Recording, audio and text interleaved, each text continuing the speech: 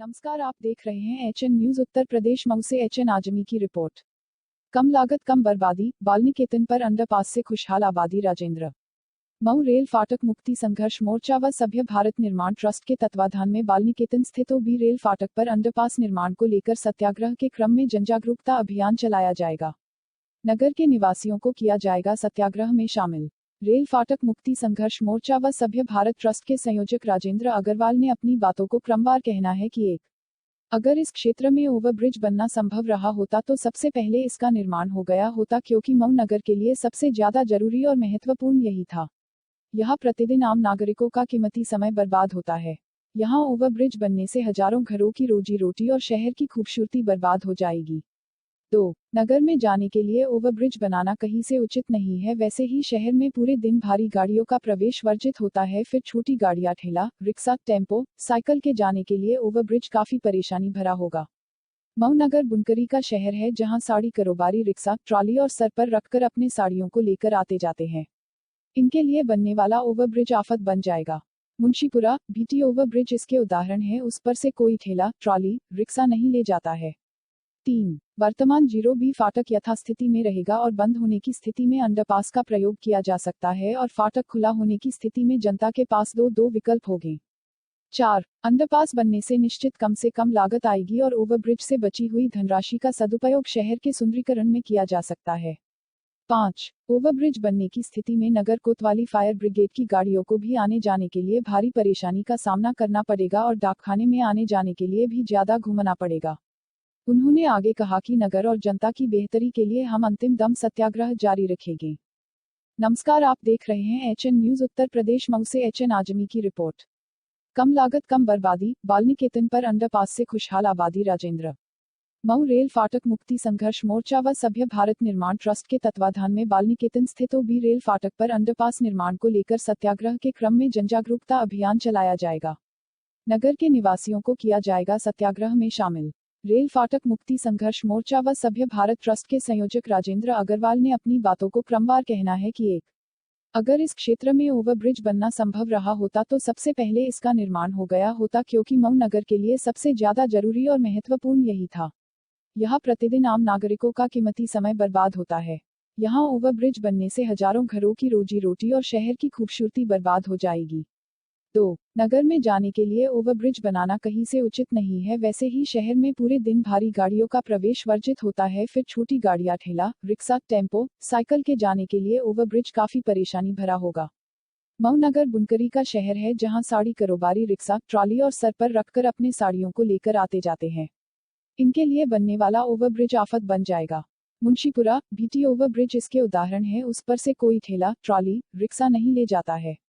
3. वर्तमान 0B फाटक यथास्थिति में रहेगा और बंद होने की स्थिति में अंडरपास का प्रयोग किया जा सकता है, और फाटक खुला होने की स्थिति में जनता के पास दो विकल्प होंगे। 4. अंडरपास बनने से निश्चित कम से कम लागत आएगी और ओवरब्रिज से बची हुई धनराशि का सदुपयोग शहर के सुंदरीकरण में किया जा सकता है।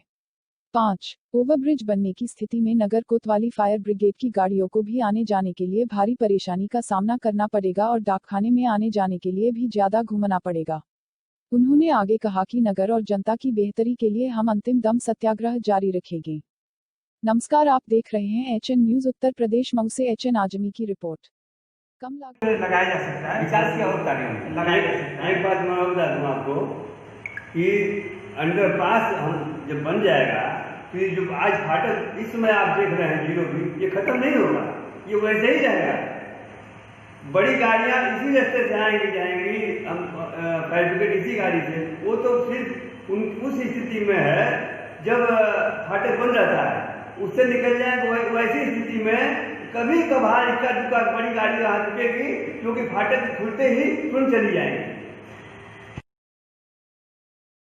ये प्रेस कॉन्फ्रेंस हमारे शहर में जो 0B बाल्मीकितन रेलवे क्रॉसिंग है, उस पर अंडरपास बनाने के सवाल को लेके रेल फाटक मुक्ति मोर्चा, जिसके संयोजक हमारे बड़े भाई आदरणीय राजेंद्र अग्रवाल जी हैं, और लंबे समय से वहाँ अंडरपास बनाने की मांग को लेके संघर्ष कर रहे हैं। और करीब पिछले 3 सालों से तो लगातार 2 अक्टूबर से वहाँ सत्याग्रह करते हैं ये, और लिखने पढ़ने का काम करते हैं। तो आज कुछ पिछले महीनों में एक अखबार में विशेष करके बहुत सारी खबरें इस जीरो ब्रिज फाटक को लेके आती रहती हैं। बाकी और जो अखबार हैं जिले में और राष्ट्रीय स्तर के, उनमें उस तरह की कोई खबरें नहीं होती हैं। तो इस पे हम लोगों का जो अपना स्टैंड है कि कम लागत कम बर्बादी और बाल निकेतन पर अंडरपास से शहर की खुशहाल आबादी, ये हमारा स्लोगन है। और ये इसी सवाल पे आज फिर हम लोग कि अभी जो इधर बीच में इन्होंने लिखा पढ़ी की है, जो स्टेटस है, वो हमारे इस मोर्चा रेल फाटक मुक्ति मोर्चा के संयोजक अग्रवाल जी आपको बताएंगे। लेकिन आज की ये प्रेस वार्ता अंडरपास के सवाल को लेके लंबे समय से जारी संघर्ष के बीच बातचीत रखने के लिए आप लोगों को बुलाई गई। रेलवे फाटक का जो जहाँ तक मामला है, ये बड़ी प्रॉब्लम होती है, परेशानी लोगों को होती है। और जो प्रकाश राय जो एक सोशल वर्कर्स हैं, उन्होंने PIL किया था, जिसमें एक मामला आया था कि उस पर ओवर ब्रिज बने। लेकिन आपका जो डिमांड है अंडरपास का, तो क्या अंडरपास और ओवर ब्रिज में क्या अंतर है और क्यों आप अंडरपास ही सिर्फ चाहते हैं? अंडरपास इसलिए हम चाहते हैं कि मऊ की जो वहाँ की भौगोलिक स्थिति है वो ऐसी नहीं है, वहाँ इतना पर्याप्त स्थान नहीं है कि वहाँ पर ओवरब्रिज शहर झेल पाए। कम छोटा शहर है, पुराना शहर है, और ये बिल्कुल सत्य बात है कि ये रेल की जो समस्या है, फाटक की समस्या है, अब वो बर्दाश्त नहीं किया सकती। इसके लिए मैं उस समय से प्रयासरत हूँ जब वीर बहादुर सिंह जी हमारे प्रदेश के मुख्यमंत्री थे, और मैंने तब उनको पत्र लिखा था और अपने मेरे पत्र के आधार पर वो 2 कुशल इंजीनियर हमारे निवास पर भेजे थे कि उनसे वार्ता करके आओ कि इसका समस्या का समाधान कैसे होगा। उस लगभग 30 से 32 साल हो गए होंगे। उस समय इतनी भीड़ भी नहीं थी। तब मुझको लगा था कि ये अगर इसका समाधान हम नहीं निकाल लेंगे तो शहर हमारा बर्बाद हो जाएगा। अग्रवाल जी, हम ये जानना चाहते हैं कि जैसे आपने अंडरपास की सिर्फ बात की, क्या हम टेक्निकल इंजीनियर को ये नहीं छोड़ना चाहते कि अंडरपास बेहतर होगा या ओवर ब्रिज बेहतर होगा? हमें समस्या से समाधान चाहिए, न कि सिर्फ अंडरपास। सिर्फ अंडरपास अगर अंडरपास के चक्कर में अगर समस्या का समाधान नहीं होता है नहीं हो जाएगा, अंडरपास बन सकता है।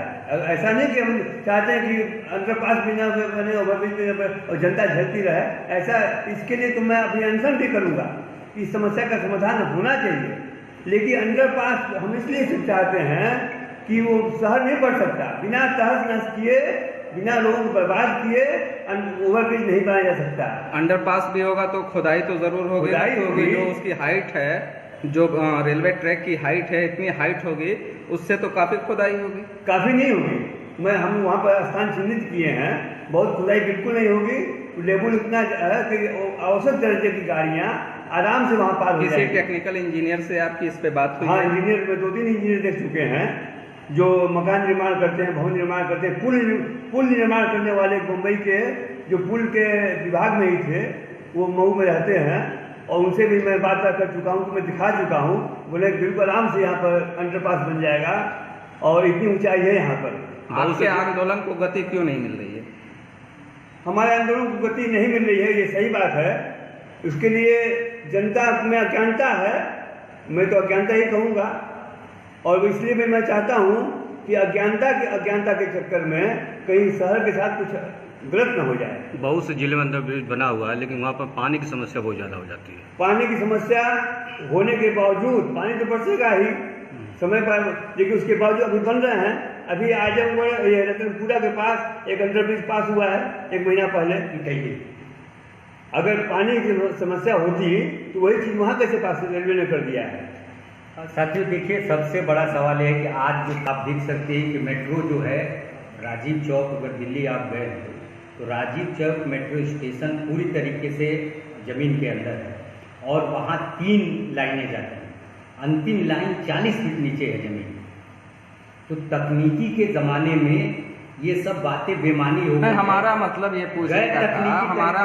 पूछने का था कि अगर सरकार ओवर ब्रिज चाहती है, समस्या का समाधान करना चाहती है, तो क्या ये जो रेलवे फाटक मुक्ति मोर्चा है ये उसका विरोध करेगी? जी देखिए, हम ये चाहते हैं कि उसको तकनीकी रूप से आप बेहतर बनाए ना। जैसे आप अगर ओवर ब्रिज बनाएंगे तो हमारे